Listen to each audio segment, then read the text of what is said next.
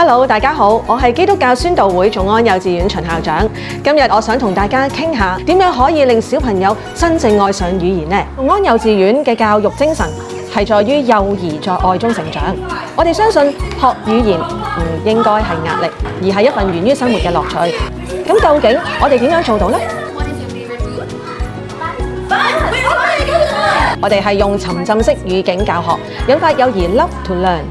喺低班同高班，我哋嘅外籍老師唔單止係教英文，佢仲走入課室，同我哋嘅班主任一齊喺主題活動同小組活動進行協同教學。小朋友唔係坐定定上英文學，而係用英文玩，用英文做探索。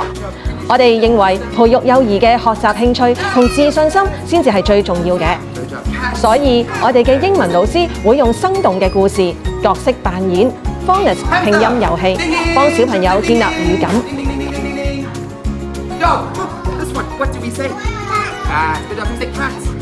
普通話老師亦會透過兒歌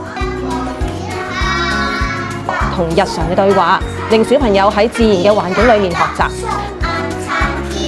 我哋嘅目標係要佢哋喺充滿愛同埋安全感嘅環境下展現三感：敢講、敢試同埋敢勇。今日嘅時間又差唔多啦，記得 follow 我哋嘅 Facebook 同 IG， 下次見，拜拜。